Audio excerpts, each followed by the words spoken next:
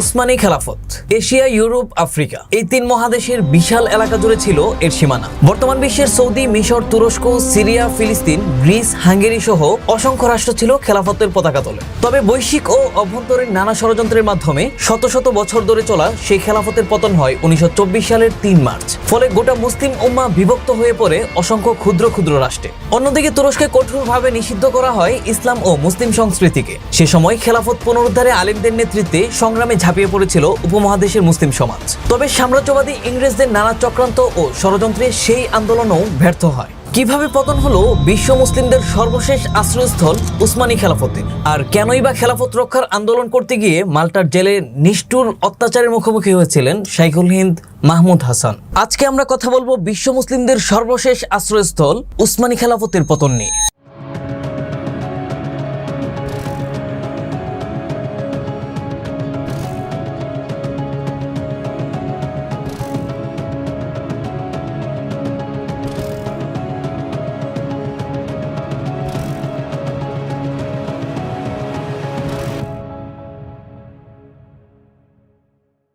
1876 সাল অভ্যন্তরীণ সমস্যায় বিধ্বস্ত ও আন্তর্জাতিক ঋণে জর্জরিত উসমানী খেলাফতের খলিফা হিসেবে দায়িত্বে আসেন আব্দুল হামিদ সানি। ক্ষমতা গ্রহণের পর তিনি সুযোগ্য নেতৃত্বের মাধ্যমে সালতানাতকে পুনরায় শক্তিশালী করে তুলতে সচেষ্ট হন। খলিফা আব্দুল হামিদ সানি মুসলিম জাগরণের চেষ্টা করেন এবং এতে তিনি সফলতাও দেখাচ্ছিলেন। খলিফার মুসলিম জাগরণের গতিপথ রুদ্ধ করতে 1889 সালে ইত্তিহাদি উসমানী জমিয়াতি বা কমিটি অব অটোমান ইউনিয়ন নামে একটি গোপন সংগঠনের জন্ম দেওয়া হয়। পরবর্তীতে এই সংগঠনের নাম পরিবর্তন করে committee of union and progress রাখা হয়। এই সংগঠনের ব্যানারে খলিফা ও খেলাফতের বিরুদ্ধে ঐক্যবদ্ধ হতে থাকে পশ্চিমাদের মদতপুষ্ট তুর্কি জাতীয়তাবাদীরা।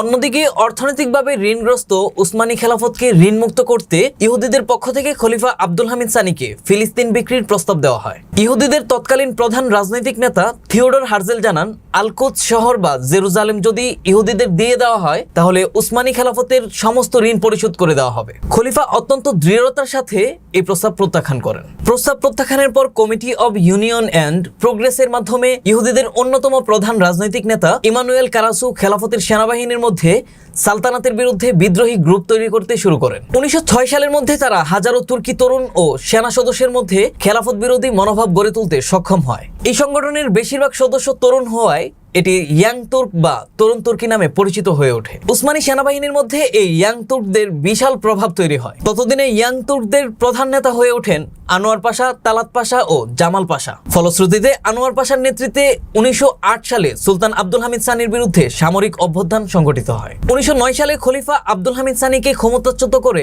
27 এপ্রিল পঞ্চম মুহাম্মদকে ক্ষমতায় বসানো হয়। পঞ্চম মুহাম্মদকে ক্ষমতায় বসানো হলেও কার্যত পিছন থেকে ক্ষমতা পরিচালনা করতেন এই তিন পাশাই। 1911 সালে যুদ্ধের মাধ্যমে খেলাফতে উসমানী থেকে লিবিয়াকে দখল করে নেয় ইতালি। 1912 সালে প্রথম বলকান যুদ্ধের মাধ্যমে বুলগেরিয়া, সার্বিয়া, মন্টিনিগ্রো ও গ্রিস ছিনিয়ে নেওয়া হয়। ফলে ইউরোপে উসমানী খেলাফতের অবস্থান শেষ হয়ে যায়। 1913 সালে আরো একটি অভ্যুত্থানের মাধ্যমে তিন পাশা সরাসরি ক্ষমতা দখল করে নেয়। পরবর্তী 5 বছর তারা একদলীয় শাসনের মাধ্যমে ক্ষমতা দখল করে রাখে। এ সময় সুলতান তার পদে বহাল থাকলেও কোনো নির্বাহী ক্ষমতা ছিল না তার। এর মধ্যে 1914 সালে প্রথম বিশ্বযুদ্ধ শুরু হয়। এই যুদ্ধে ইউরোপ 2 ভাগে বিভক্ত হয়ে রণাঙ্গনে নামে। এক পক্ষে ছিল অস্ট্রিয়া, হাঙ্গেরি, বুলগেরিয়া ও জার্মান সাম্রাজ্য, তাদের বলা হতো কেন্দ্রীয় শক্তি। অন্য পক্ষে ছিল ব্রিটিশ সাম্রাজ্য, Serbia, Russia, France, Japan, Italy, Romania ও আমেরিকা, এদের বলা হতো মিত্র শক্তি। খ্রিস্টান প্রধান 2টি বড় শক্তির লড়াইয়ের মধ্যে জড়ানোর আত্মঘাতী সিদ্ধান্ত নেয় খেলাফতে উসমানীর তিন পাশা। উসমানী খেলাফত আনুষ্ঠানিকভাবে যোগদান করে কেন্দ্রীয় শক্তির সাথে। 4 বছর ধরে চলা যুদ্ধে মিত্র শক্তির কাছে শোচনীয়ভাবে পরাজয় হয় কেন্দ্রীয় শক্তির। যুদ্ধের ফলে পুরো আরব বিশ্ব সহ বেশিরভাগ অঞ্চল দখল করে নেয় ব্রিটিশ, আমেরিকা, ফ্রান্স, ইতালীয় জোট। উপায়ন্তর না দেখে সুলতান পঞ্চম মুহাম্মদকে জিহাদের ডাক দিতে বাধ্য করে জাতীয়তাবাদী ও সেকুলার তিন পাশা। কিন্তু তাতেও কোনো কাজ হয়নি। বিধ্বস্ত খেলাফতের পুতুল খলিফার পক্ষে মুসলিমরা সেই অর্থে জিহাদে নামতেও পারেনি। যারা নেমেছে তারাও কোনো সফলতা বয়ে আনতে পারেনি। পরাজয় সন্নিকটে দেখে ইয়াং তুর্ক সরকার পদত্যাগ করে এবং তিন পাশা বলে পরিচিত আনোয়ার পাশা, তালাত পাশা ও জামাল পাশা জার্মান যুদ্ধ জাহাজে করে দারুল খেলাফত ইস্তাম্বুল ছেড়ে পালিয়ে যান। দ্বিতীয় বিশ্বযুদ্ধ শেষ হওয়ার কিছুদিন আগে 1918 সালের জুলাই মাসে খলিফা পঞ্চম মুহাম্মদ ইন্তেকাল করেন। নতুন সুলতানের দায়িত্বে আসেন খলিফা ষষ্ঠ মুহাম্মদ। 1918 সালের 30 অক্টোবর দারুল খিলাফা বা খিলাফতের রাজধানী ইস্তাম্বুলে প্রবেশ করে সুলতানের প্রাসাদ দখল করে নেয় ব্রিটিশ বাহিনী। উসমানীয় সেনাবাহিনী ব্রিটিশ বাহিনীর কাছে আনুষ্ঠানিক পরাজয় স্বীকার করে। যুদ্ধের পর ব্রিটিশ ও মিত্র বাহিনী বাগদাদ, দামেস্ক ও জেরুজালেম সহ পুরো আরব অঞ্চল দখল করে নেয়। খেলাফতের অধিকাংশ অঞ্চল ইউরোপীয় মিত্রবাহিনী নিজেদের মধ্যে ভাগ করে নেয়। 1920 সালের 10 আগস্ট খলিফার প্রতিনিধিরা মিত্র শক্তির সাথে সেব্রো চুক্তি স্বাক্ষর করে। সেনা কর্মকর্তা মোস্তফা কামাল পাশার নেতৃত্বে তুর্কি জাতীয়তাবাদীরা এই চুক্তি প্রত্যাখ্যান করে। 1920 সালের 23 এপ্রিল আঙ্কারায় কামাল পাশার নেতৃত্বে নতুন সরকার গঠিত হয়। 1922 সালের 1 নভেম্বর তুরস্কের গ্র্যান্ড ন্যাশনাল অ্যাসেম্বলি থেকে উসমানী সালতানাত বিলুপ্ত ঘোষণা করেন কামাল পাশা। 1299 সালে প্রতিষ্ঠা হওয়া উসমানী সালতানাতের বিলুপ্তি ঘটে এই দিনে। সালতানাত বিলুপ্ত হওয়ায় সুলতান পদও বিলুপ্ত হয়ে যায়, অর্থাৎ সুলতান ওসমানের মাধ্যমে শুরু হওয়া সিলসিলা ষষ্ঠ মুহাম্মদের মাধ্যমে সমাপ্ত হয়। সুলতান পদ বিলুপ্ত করলেও শুরুতে খলিফা পদ বহাল রাখেন কামাল পাশা। দারুল খিলাফত ইস্তাম্বুল থেকে ষষ্ঠ মুহাম্মদকে মাল্টায় নির্বাসনে পাঠানোর পর 19 নভেম্বর খলিফা পদে দায়িত্বে আসেন দ্বিতীয় আব্দুল মাজিদ। 1923 সালের 24 জুলাই মোস্তফা কামাল পাশার নেতৃত্বে মিত্র শক্তির সাথে লুজান চুক্তি স্বাক্ষরিত হয়। চুক্তিতে আঙ্কারাকে রাজধানী করে তুরস্ককে প্রজাতন্ত্র রাষ্ট্র গঠনের ঘোষণা দেওয়া হয়। তবে খলিফা আব্দুল মাজিদ এই সিদ্ধান্তের বিরুদ্ধে অবস্থান নেন। খেলাফতের শাইখুল ইসলাম তুরস্ক রাষ্ট্র গঠনকে অনইসলামিক বলে ফতোয়া জারি করেন। পরবর্তীতে কামাল পাশার চাপে খলিফা নির্বাচন দিতে বাধ্য হন। নির্বাচনে কামাল পাশার নেতৃত্বে জাতীয়তাবাদীরা জয়ী হয়। খেলাফত ব্যবস্থা পুনরায় কার্যকর করার লক্ষ্যে তৎকালীন ভারতবর্ষে মুসলিমরা বিশাল আন্দোলন গড়ে তোলে, যা ইতিহাসে খেলাফত আন্দোলন বা খেলাফত মুভমেন্ট নামে পরিচিত। যেহেতু খেলাফত বিলুপ্তির পিছনে মূল কলকাঠি নেড়েছিল তৎকালীন ব্রিটিশ সাম্রাজ্য এবং ভারতও তখন ব্রিটিশদের হাতে, তাই এই আন্দোলনের বিশাল প্রভাব তৈরি হয়েছিল বিশ্বব্যাপী।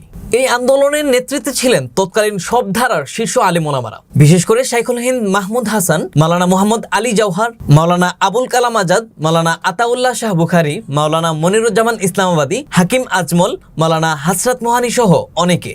এই আন্দোলনে কংগ্রেস নেতা মহাত্মা গান্ধীও অংশ নিয়েছিলেন। খেলাফত আন্দোলনের পক্ষ থেকে তুরস্কের জনগণের মধ্যে ইসলামী খেলাফতের পক্ষে অবস্থান নেওয়ার জন্য কিছু কার্যক্রম চালানো হয়। এর অংশ হিসেবে তুর্কিদের মধ্যে লিফলেট বিতরণ করা হয়। এই প্রচারণাকে তুরস্কের সার্বভৌমত্বের প্রতি অপমান ও রাষ্ট্রের নিরাপত্তার প্রতি হুমকি হিসেবে বর্ণনা করা হয়। আর এই ঘটনাকে অজুহাত হিসেবে ব্যবহার করেই 1924 সালের 3 মার্চ তুরস্কের পার্লামেন্ট থেকে খেলাফতে উসমানীকে বিলুপ্ত করা হয়।